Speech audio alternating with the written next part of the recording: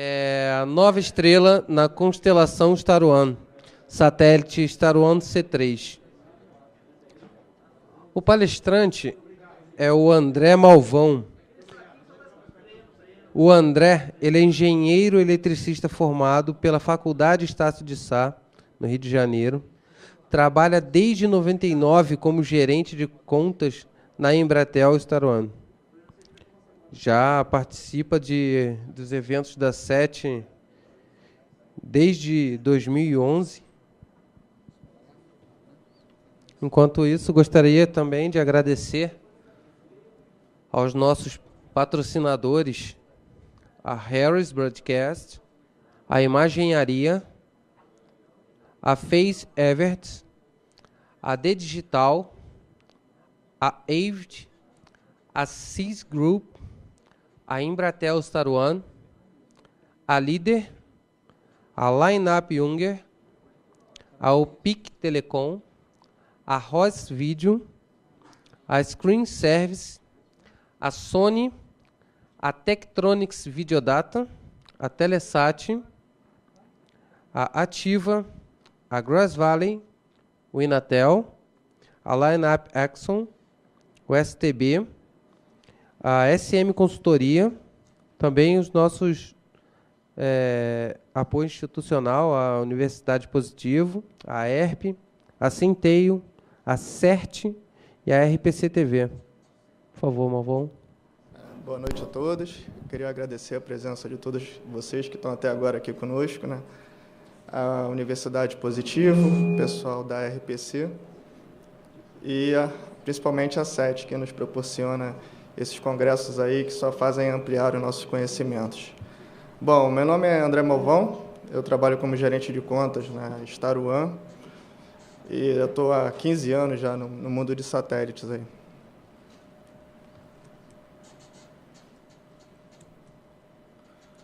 Bom, eu vou dar um resumo breve aqui da nossa empresa, que a Star One é a operadora de satélites do grupo Embratel, tá? Então, toda a parte de cessão de segmento espacial, a parte de alocação é feita conosco, tá? A parte de aluguel de transponders é feita diretamente com a Star One e, caso haja alguma necessidade de aquisição de serviço de uplink, isso é feito à parte, com contrato à parte com a Embratel, tá? A Star One é líder de provimento de capacidade no Brasil, tendo mais de 30 anos de experiências. Esses 30 anos de experiências aqui no mercado de satélite, dado o fato que a nossa origem vem desde do Sistema Brasileiro de Telecomunicações via Satélite, né, o SBTS, lá da década de 80. Tá? Nós temos a ênfase do nosso satélite no mercado de broadcast e temos algumas também redes privadas que utilizam o nosso satélite, assim como também as redes governamentais tipo GESAC. Tá?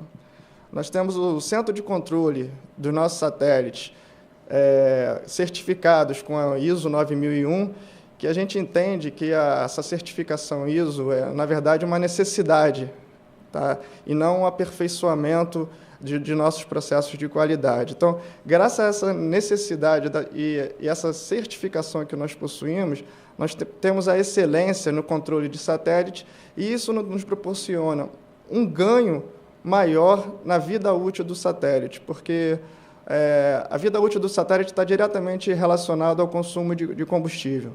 Então, uma vez que você tem uma otimização das manobras e correções de órbitas que se fazem necessário para a operação de um satélite, você consegue prolongar a vida útil de um satélite. Tá?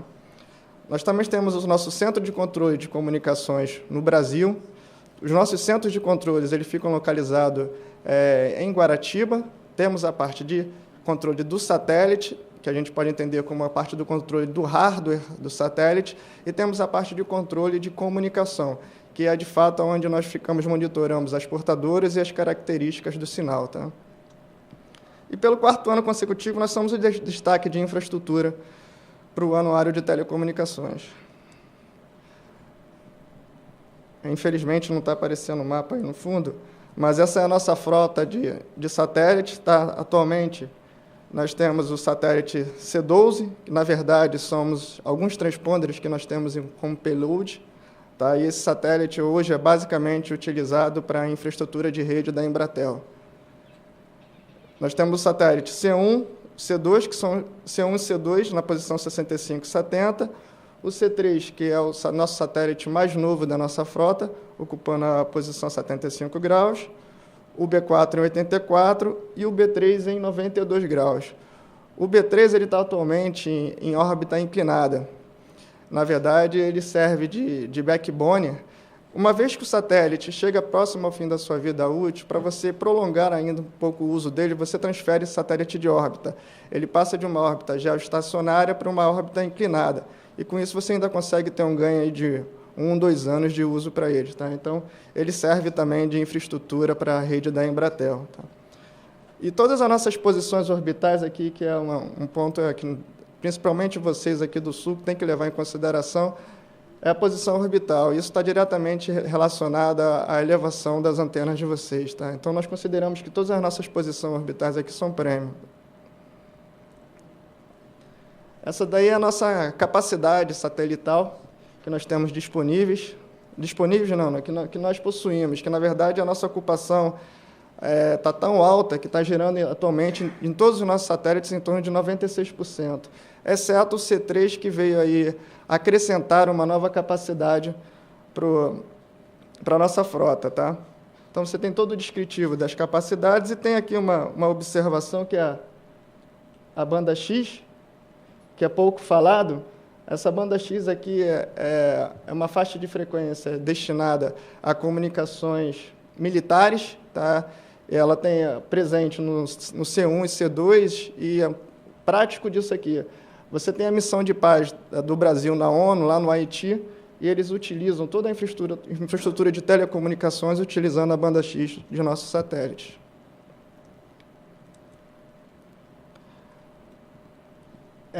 Aqui são as principais aplicações de broadcast para a TV. Tá? Então, aqui você tem a sua parte de transmissão, que você pode ter um ou mais sinais, multiplexados ou não, né, que você codifica ele, modula, vai para o satélite, e você tem 3 tipos aqui de aplicações. Né? Você pode usar o seu sinal para poder fazer a distribuição para VHF e UHF. Você tem aqui a distribuição para as redes de TV a cabo, e você tem também aqui a distribuição direta, né, que é pegando o gancho lá do mestre Cristóvão, já que tem, né, Cristóvão? Já que está aqui, né?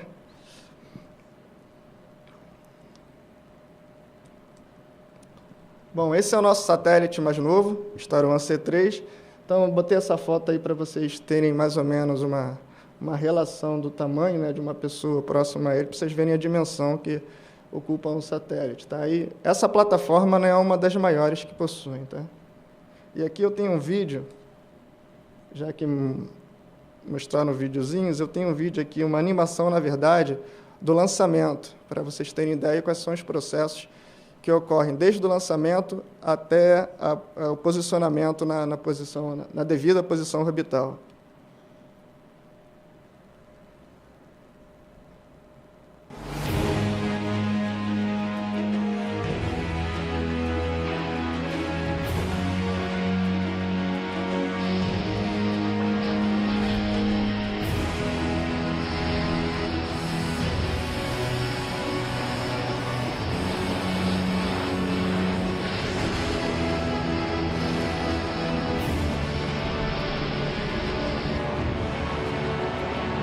Na animação, vocês acompanham aí todas as etapas, desde do foguete, do lançamento com o foguete, até a liberação dos tanques de combustível. Vocês vão ver que tem várias etapas aí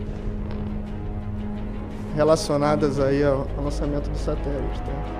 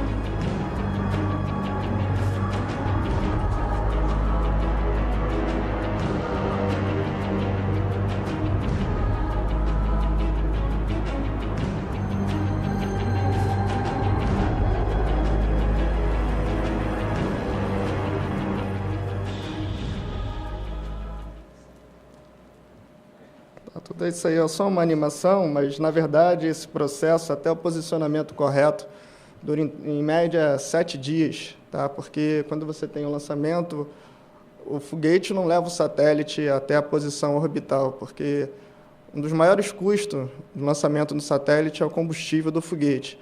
Então, de forma a minimizar esses custos, você coloca o satélite, lança ele numa órbita de transferência e deixa a própria gravidade da Terra ir posicionando ele aos poucos até chegar na posição orbital adequada. Na verdade, com o lançamento do C3, ele ficou numa posição orbital de 72 graus e lá foram realizados os testes de aceitação, que é chamado de IoT. Porque uma vez que você faz a encomenda de um satélite, você tem uma série de características que você determina, que você contrata.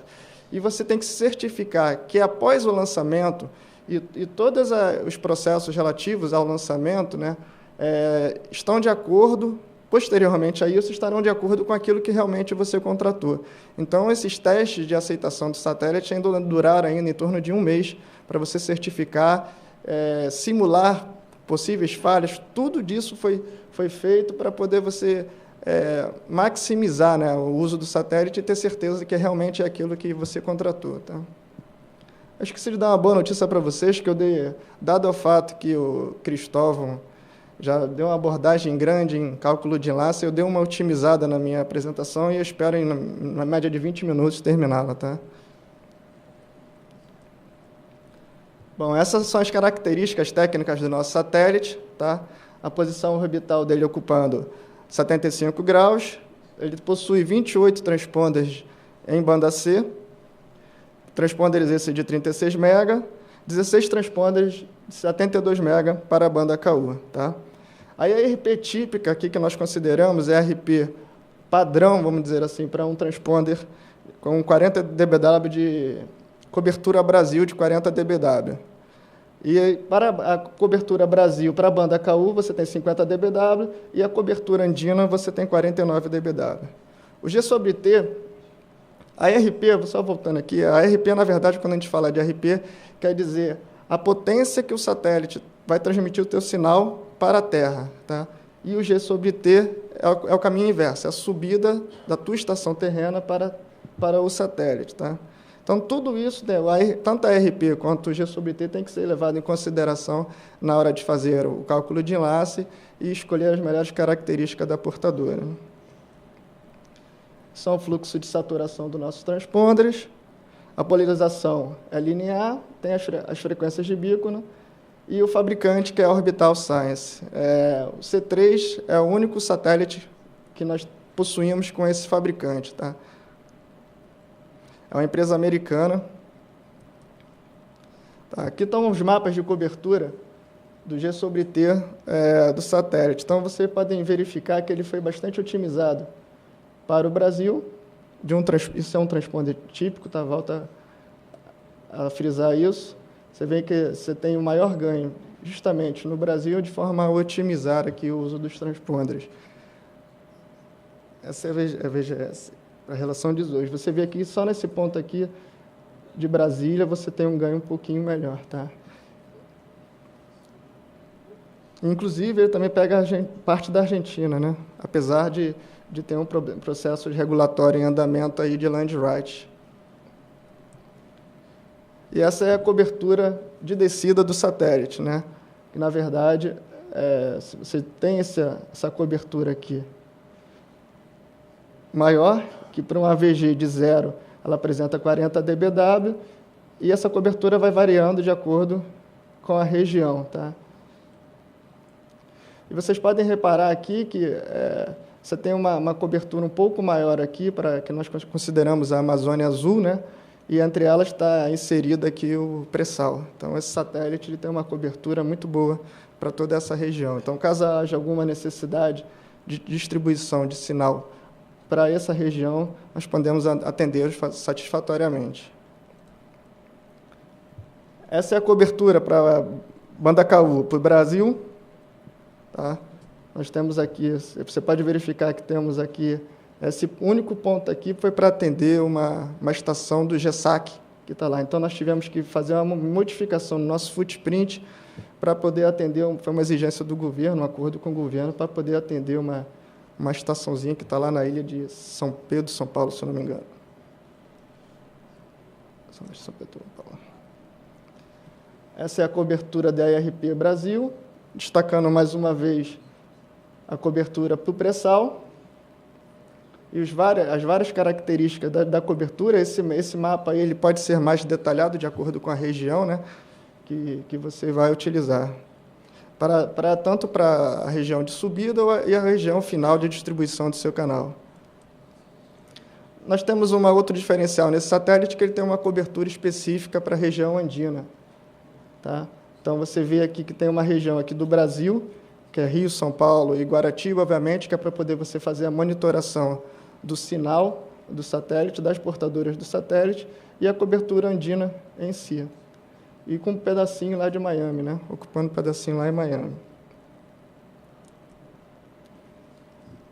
Essa é a cobertura de descida, a cobertura de RP.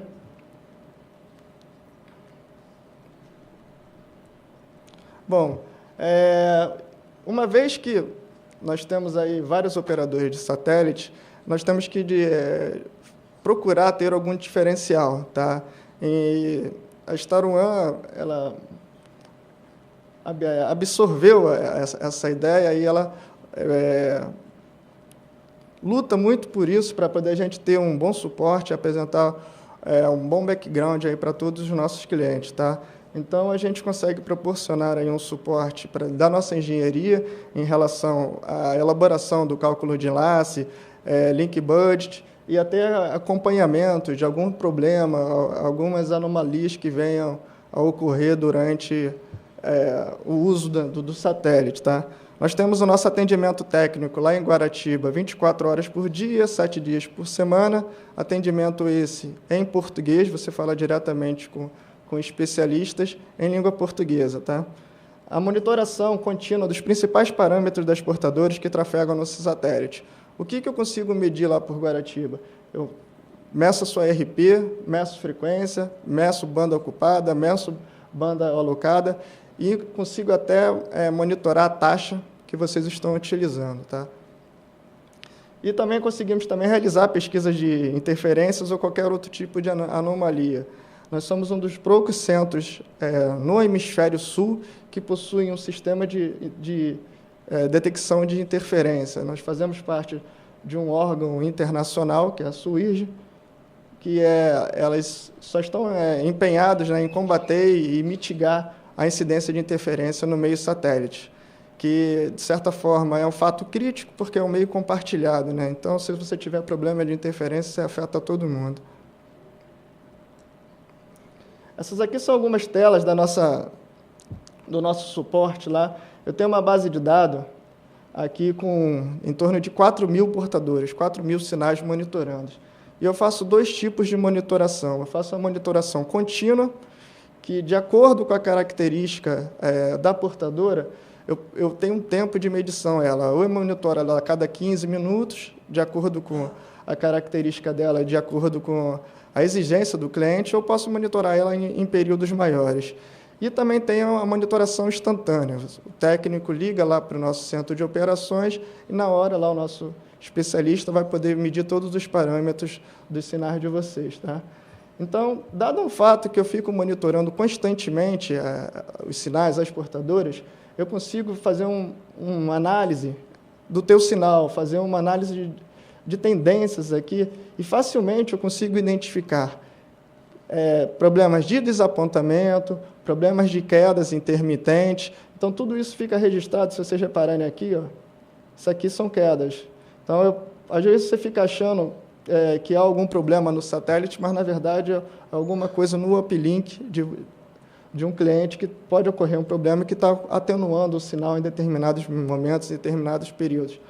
Fato curioso que, uma vez, nós tínhamos um problema de interferência relatado por um cliente, e, através desse sistema aqui, nós conseguimos identificar que, na verdade, o problema de interferência deles era um passarinho que resolveu fazer um ninho dentro do alimentador da antena. Então, toda vez que ele ia para o ninho lá, o sinal do cara atenuava direto. Então, você começou a ver o horário, né? 6 horas da manhã, melhorava. Aí, quando era de noite, piorava. E fora o fato também que, dado esse sininho lá, o cara estava saturando o HPA, estava consumindo bastante potência, obviamente, para poder atingir o nível necessário. E a gente conseguiu descobrir isso lá remotamente, né? A gente indicou, provavelmente você tem um problema no alimentador. Isso aqui são o analisador de espectro remoto. Na verdade, nossos analisadores de espectros eles ficam em racks e você faz tudo remotamente via PC. Então, na verdade, as nossas estações de trabalho são computadores e você consegue monitorar todos os tipos de sinais, todas as características deles aqui através do analisador de espectro. E aqui são os diagramas de radiação de antena, que é um suporte que nós oferecemos e que é necessário a homologação de antenas de grande porte. E cabe ressaltar que todos esses nossos sistemas de monitoração são desenvolvidos pela própria nossa equipe de engenharia. Tá? A gente procura entender quais são as demandas dos clientes e usar, né, toda a nossa expertise lá, e conseguimos, com isso, maximizar o uso dos nossos equipamentos com essas interfaces aqui que nós criamos. Quais são os destaques que eu posso dar para o satélite C3, para o Star One C3? A cobertura em banda C abrange toda a América do Sul, não só o Brasil. Tá? A cobertura em banda KU, eu tenho uma cobertura específica para a região andina, além, obviamente, do Brasil, e Miami. Né? Tem uma cobertura para toda a região do pré-sal. O C3 tem a maior potência em banda C e em banda KU de toda a nossa frota. Tá?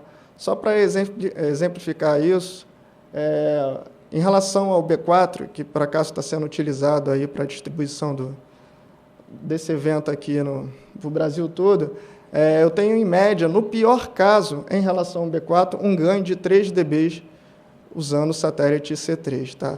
Você, dependendo da tua região e da vantagem geográfica, esse ganho pode chegar até a 6 dB. Com isso, você consegue ou melhorar a qualidade do seu sinal ou diminuir o seu consumo lá no HPA de energia. Né?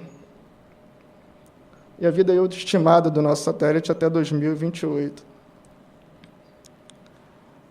Quais são as aplicações, modelos de utilização atualmente que nós comercializamos na Star One? Tá? É um modelo permanente, que já foi aqui abordado todos esses modelos já foram abordados pelo Cristóvão, né? O modelo permanente, que são contratos de médio a longo prazo. Temos o modelo programado, que são contratos de curta duração, né? Dado a Copa da Confederação, Copa do Mundo, a Jornada da Juventude aí, que estava a ocorrer. E o modelo de modo ocasional, que são contratos de curtíssima duração. Um dos exemplos aqui é o SNG, que está aquele caminhãozinho que está lá fora, transmitindo o nosso sinal. Tá? Bom, pessoal, é isso aí. Foi bem resumido, procurei ser objetivo, dado o fato que as características técnicas, a abordagem técnica já foram feitas anteriormente. Os cenários possíveis para uma configuração devem ser estudados caso a caso e a gente prefere que isso seja feito de forma individualizada, de acordo com as necessidades do cliente. Então, eu estou à disposição aí de todos que quiserem fazer alguma pergunta, quiserem conversar comigo mais detalhadamente. Okay?